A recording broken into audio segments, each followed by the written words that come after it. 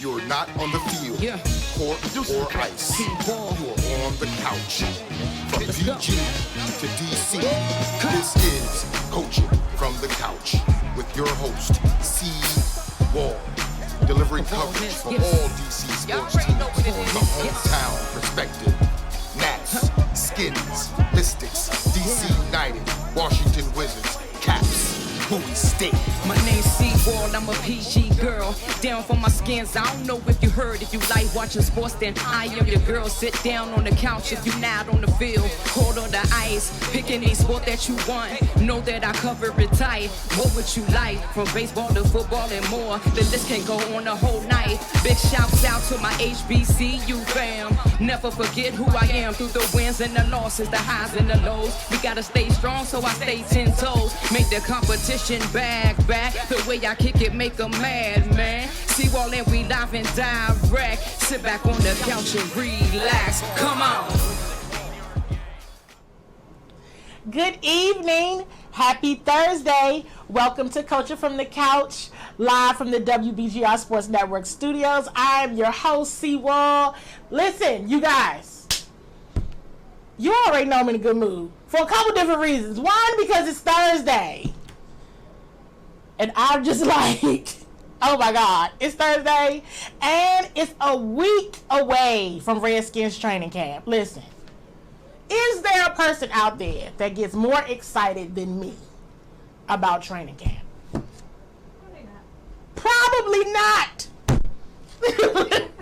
Maybe so, but I doubt it. But anyway, nonetheless, listen. You guys, I so look forward to talking to you guys every single Thursday about all of our DC sports teams. Listen, and the thing about it is, I'm actually really smiling hard today because I don't think we have to talk about any drama this week. Let me make sure. Let me do a scan on the internet real quick. Let me hold up. Let me check my phone real quick.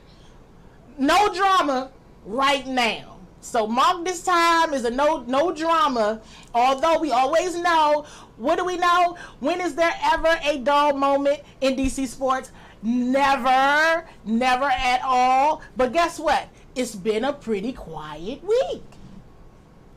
Relatively quiet. And I'm like, ooh, this is nice in a good way, right? So we're here. In the studio with me is Sabrina and Joy from the CWall team, and we were just chatting it up, getting ready to just talk to y'all about what is going on, because we can always bring up a drama-filled situation, but there's no new drama this week, so we're happy about it being no new drama this week. Check it out. Please make sure you are sharing the show with your DC sports loving family and friends. We want everybody to be a part of the conversation. As always, you can check out the show whenever you so choose. But it's always tons of fun when we're talking live and just going ham, talking about everybody. Listen, as you guys already know, I always have my technology challenges, and then I have to say, okay, because I want to try to see what you all are saying at the same time as I'm watching. So, I see Dervin is on the phone. Oh, you guys, I got to shout out Cameron Mingo. Can I shout you out, Cameron, to say it was a pleasure seeing you at the Mystics game on Saturday. Thanks for hitting me up.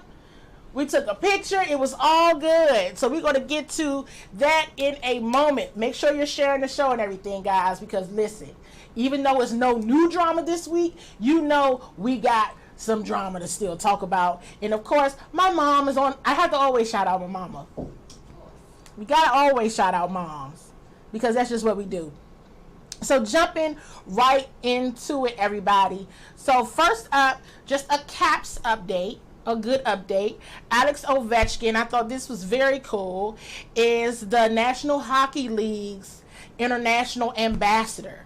That's an honor to represent the entire league He will be going over to Beijing in August, the week of August 4th, and they'll be conducting hockey, youth clinics, a media tour, business development meetings. But for Ovi to be the face of the league, from the international perspective, that's awesome. That's awesome. We gotta shout out Ovi, and well deserved. Ovi is one of the greats. He's one of the greats in that sport. Everyone loves Ovi, so kudos to him for that, and best of luck, safe travels, all of that great stuff. Here's an update that I thought was so super duper cool. The Washington Castles, okay, the tennis stadium where they will be playing, they have a rooftop tennis court on the top of Union Market. So they're going to start having games on the rooftop. I mean, who doesn't love a good rooftop? See, wait a minute. See, for me, somebody like me, okay, now I'm about to go off on a tangent. I might lose me for a minute here. I love a good rooftop now. So you mean to tell me we got a rooftop and a game going on? Yes, there's a bar. So listen, you know where you'll find me when I'm not at training camp, in between time, and when I'm not here talking to you guys. I might just be on the rooftop in the market. Feeling real swanky. Feeling real swanky up there watching all the good stuff. Like, seriously, that is so dope. I was like, ooh. And wait a minute, what day is it? Because, Venus Williams has played, here several times. And she's set to play there July 25th. I mean, yeah, if anything, I'm big on sporting events, experiences as well. So how cool would it be? I think the stadium, it's a 700-seat tennis stadium. I mean, you got to give it a shot. You got to give it a shot. I'm going to give it a shot. So if you see me posting and where I am, don't say I didn't tell you. Do not say I didn't tell you I was going, because I did tell you. I'm telling you right now. And as my mom said, that is so different. It absolutely is. I think it's the coolest thing in the world. I think it's awesome. When I saw it, I was like, this can't be real. It's absolutely real, you guys. Gotta check it out. Cannot wait. Cannot wait. Mystics update. A moment ago, I just brought up the Mystics. Mystics have been off for a few days. They'll be back on tomorrow. I just want to say about the Mystics. Alina Deladon was still out last Saturday when the Mystics took on the Aces at home at the Entertainment and Sports Arena. I will continue to say it. We all know they miss Elena. We know that. The Mystics came out really strong.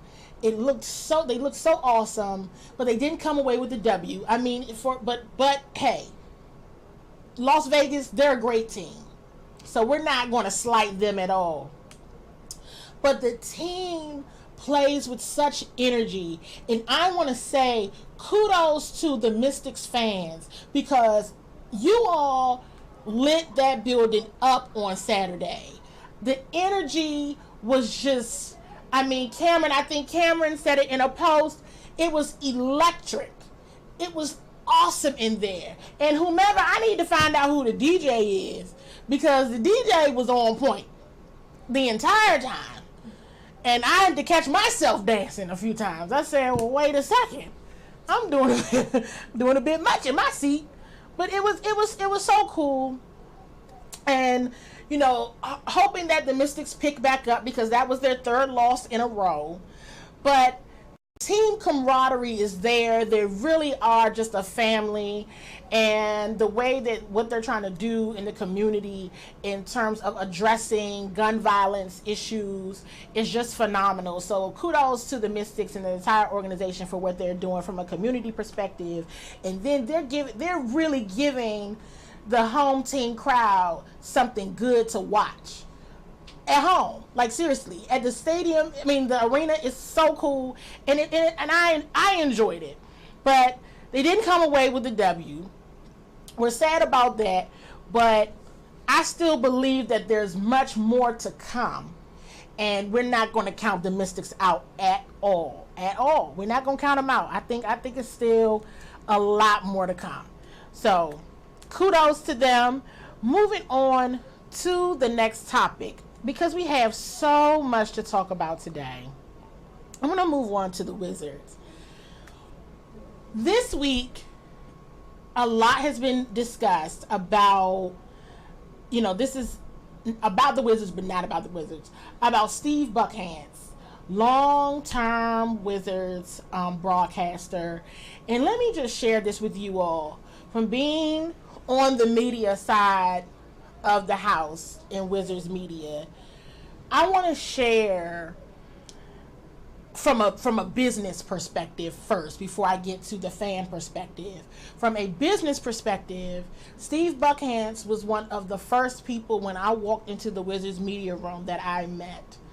He is as genuine in real life as he is when he is calling those Wizards games. He absolutely loves the Bullets / Wizards. He loves that organization. He loved every moment of it. He breathed it. Anytime I had a question or just wanted some advice, he openly gave it. He's just an all-around great person, and he is the epitome of a DC sports fan. He's from the area. He's from here. So that makes it even more rich for him to be the voice behind playing, the play calling of the game. As everyone knows at this point, Steve Buckhantz is no longer going to be calling those games. He's been replaced. And we could go on and on and on about whose decision it was, who's to blame for Steve not being there. But I just want to share from my personal experiences with Steve Buckhantz that we wish him nothing but the best. And he's totally, totally awesome. And then from a fan perspective, the fans are going to miss Steve Buckhantz. He's a part. He's a part of what we know. And I understand that change is inevitable, and change in most instances is good. But Steve will be missed for sure. And it is clear, abundantly clear, that fans, long-term fans, are not happy about this. So who knows what could happen in the future?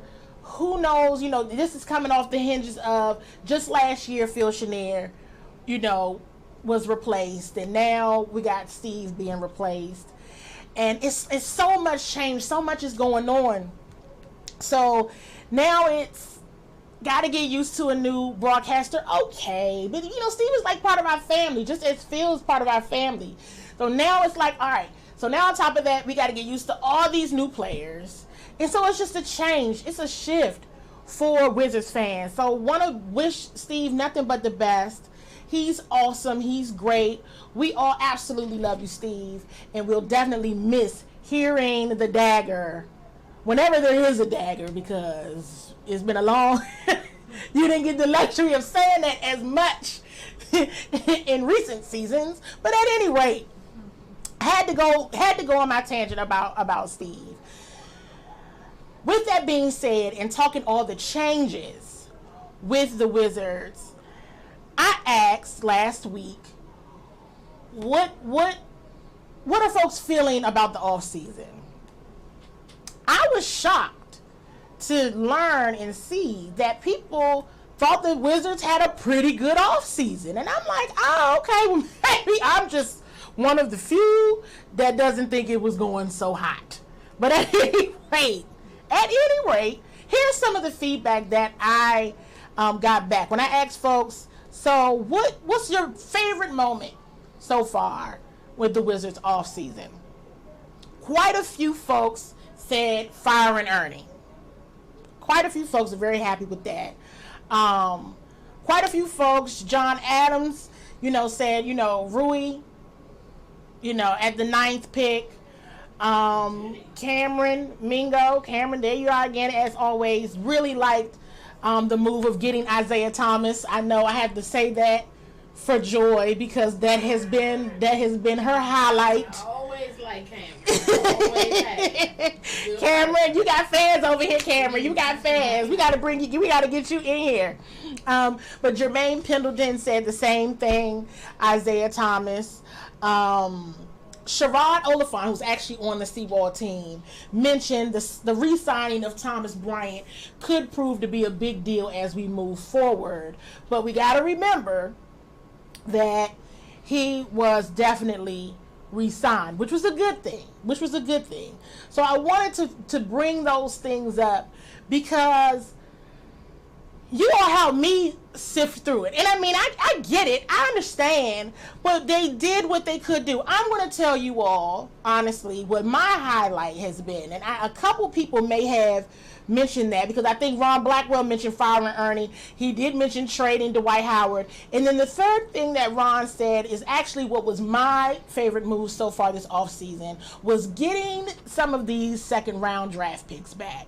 Yeah. I thought that was savvy, because we ain't had no second-round picks for the next 27 years. But we got some back. So we do have some back. And it was savvy. It was savvy the way that it was done.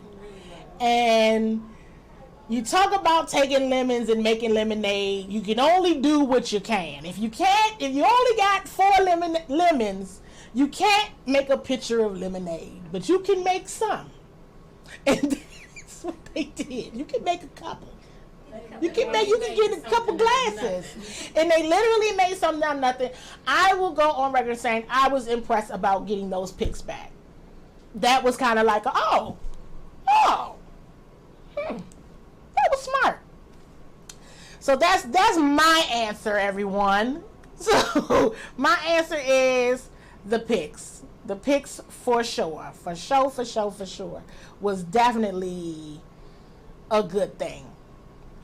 So this week, now we are coming up on the end. Summer League has ended. And I say to myself, okay, what did we see?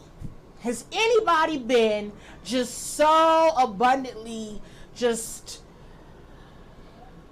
totally impressed by everything they saw in Summer League? And so before I read everyone else's comments in this regard, I'm going to share first my opinion. My opinion is simply this. I mean, it was good. It was fine. That's cool. But I wasn't over the top.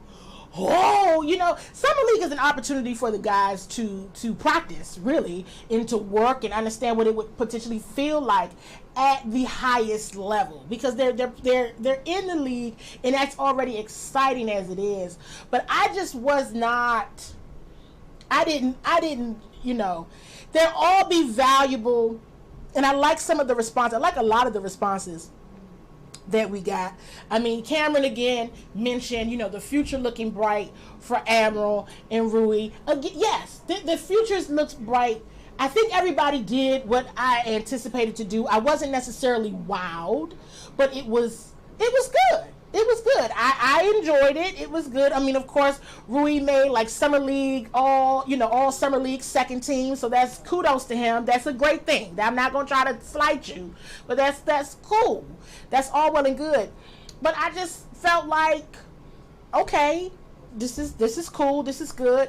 One thing I mentioned in the show a couple weeks ago, or maybe it was last week, was that I really did notice Troy Brown Jr.'s confidence go up. He definitely doesn't look like how he did last year, and he doesn't even handle himself in that way, which is awesome, because he's only 19 years old. So a lot to still come from Troy Brown Jr. some of the responses I got back on what are folks' immediate thoughts about what they saw, from the young guys from Summer League. Chris Burton says, I think they need to put Garrison Matthews on a regular contract and have him back up Bill, because he can flat out shoot. He needs to be in the rotation for the whole season. A lot of folks have said a lot of positive things about Garrison Matthews. He is good. He absolutely can shoot. Definitely agree with that, Chris, for sure. Jason Lawrence, we got another Admiral fan. He said he will be a valuable piece in the future. Wholeheartedly agree with that. Danny Burrell, shared about Rui played well, but I thought he would be a little more aggressive. Needs to work on his jump shot. He shoots it flat. Troy Brown, his confidence has risen. Again, I just mentioned that. Hope he plays with his head up when season starts. So, and I think that Russ McCray said kind of the same thing that I said. I mean, Rui played as he should have for a ninth pick. People were trying to down him, for being a ninth pick, but ninth pick is still pretty high in my opinion. You in the top 10, that's a big deal that you were thought of in that way. So he did, in my opinion, he played as a ninth pick should have. So that's good for us to see, for sure. So we'll see what happens, everybody. I mean, we don't know what's going to happen. We just don't know. We never can tell. But I just think that it's good. It's good. We'll wait and see. And hopefully it'll all work out. I think that I saw this somewhere where folks were saying, this team has a lot to prove. I agree with. If you follow Isaiah Thomas on social media at all, that's all he's been talking about is the opportunity and having something to prove, and and he absolutely does. He absolutely does. So we'll see, you guys. We shall see. I'm looking for the fire because nobody's expecting them to do anything. So maybe that can be used as some fuel, Moving on to the Redskins. As I said at the beginning of the show, next week, 1 week away from today, we will be all burnt out and looking crazy from the heat down in Richmond. And the first day of practice from training camp will officially have wrapped up. I hope to see you guys down there. If you're going to be down there, shoot me a message. Let me know. I will be there. Would love to meet you in person. It's absolutely cool. So let me just read off some of the dates. We shared this last week. We're going to share them again. Saturday, July 27th is Military Appreciation Day. Then Saturday, August 3rd is Fan Appreciation Day. Sunday, August 4th is Social Media Day. Then Tuesday, August 6th is Kids Day. And then Saturday, August the 10th is Youth Football Day. So, and of course, the schedule is up on Redskins website. So you can definitely check and see everything that's going on. It's absolutely free. Make sure you download the mobile app so you can get through security smoothly, and it'll all be it'll be fun. It'll be fun. Make sure you bring chairs. Make sure you stay hydrated. Last year I saw a number of people passing out. Please stay hydrated with water. Okay, drink water. Don't do what you do, but it is hot down there. So I don't, too many people passed out around me last year, and I just can't deal with it. So please drink your water, okay? Stay hydrated, eat some food, eat something before you come. They have vendors and everything out there as well. But don't go out there thinking it's chilling, because it's be blazing hot and you need some water, for sure. I asked everybody on social media, what are they most looking forward to out of this year's training camp? Here's some of the responses I got, and then I'll tell y'all what I think. So Randy Hawkins says he's looking to see the receivers execute, being that the Skins don't have a number one receiver. Ian Williams says 0 injuries. BJ Lucas says offensive progression and running smoothly. Want to see the wide receivers emerge and the team staying healthy.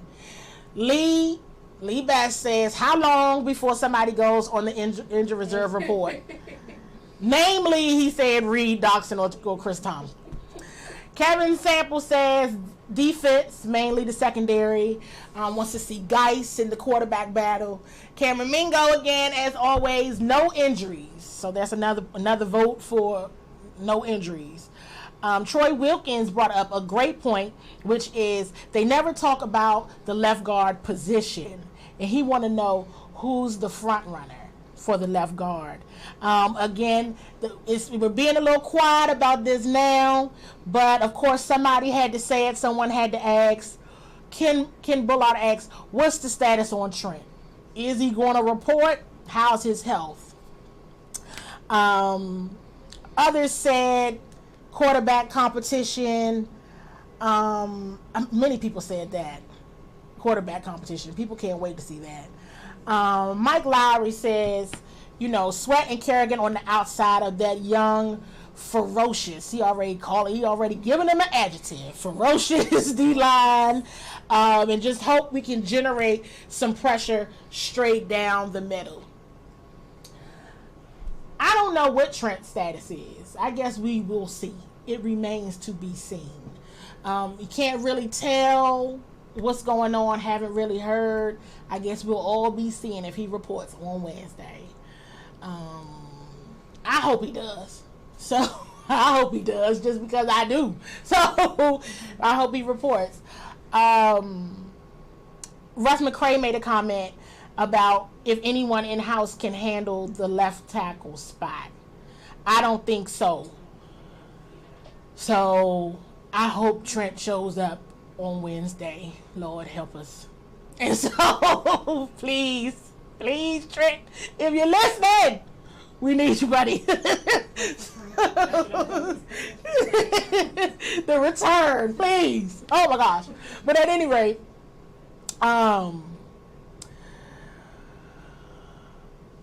everybody's looking for the quarterback battle and what's going to happen with the quarterback and everything like that. And that's all well and good. I don't want there to feel like there's too much pressure, right, on Dwayne Haskins or even Case Keenum. I think I vote for, first and foremost, I vote for, please, can we get out of training camp with everybody healthy? No. Is that even possible for no injuries? I'm talking about no serious injuries. Okay? Because last year, the big deal during training camp, a lot of guys went down during training camp, but the big deal was Geis. And that just broke everybody down. I remember it was after that first preseason game, and everybody just felt defeated. It was so quiet out there. The public, nobody was cheering, and practice was fine, but clearly this really bothered folks that Geis had gotten hurt, because it was so much. We want everybody to be healthy. It's not just Geis, it's just everybody. So that is truly my big deal. I got to shout out Rev T. What's up, Rev T? Thanks for joining us.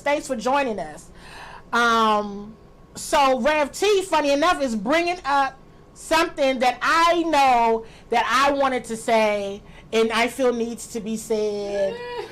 Josh Norman does. After all this with these Bulls, he better show off this. All I'm saying, look, where my girl Tyria? She know my thing is. All I'm saying is, the conversation about how much he gets paid and everything like that. He needs to dead it, and it's only one way he can dead it. So please, Josh Norman, if you're listening, have at it, sir. The field is your oyster. Please. Please. That same energy. We need that same energy. And I believe in you. I believe in you, 24. So, yes. And we're gonna remember this conversation when he get to showing off, and we also gonna remember it if he get out there and get the slumming. So we don't want that to happen either. So definitely, I want Trent to show up. I want Josh Norman to dead all conversations, starting in training camp, throughout season about how much he's getting paid, and just everything associated with his worth. I'm proud of you. Oh, we thank made you. it through a show with no drag. I didn't drag anybody, but wait a minute. I think I got a minute left. I might have 1 or 2 minutes left. It's like, no, I'm not. And then my third thing that I really, really, really need to see, whether Trent is there or not, especially if it's on the side of the not, it's please the offensive line. The offensive line must show some progression. Must. Because it did not look good to me, and you still got time, so you're not going to worry about those things so early. They got time to work it out.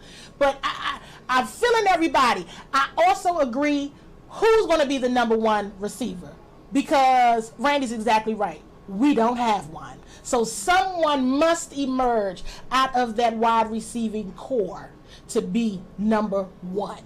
So check it out, you guys. We are at the end of the show. Next week, I'll be down at training camp. So you must make sure you are following me on Facebook, CWall Sports and Entertainment. Like and follow the page on Instagram at CWall Sports, on Twitter at CWall SE. Here's why you want to make sure you are following me from here on out. I will be doing updates and going live throughout all of training camp, and whenever I can get the opportunity without getting in trouble, I will definitely be keeping you all in with the scoop and what's going on, okay? So even though I won't necessarily see you in studio next Thursday, I will definitely be seeing you online, okay? You all have a beautifully blessed evening. Sports is what we do. It's the fast track at peak speed, moving across the ice, blockers, hitters, B-team, beatdowns, and knockouts, doubleheaders, playoffs, touchdowns, smackdowns, on the mat or on the track. The spirit of a champion. The triple-double. Make that double front flip. This is what we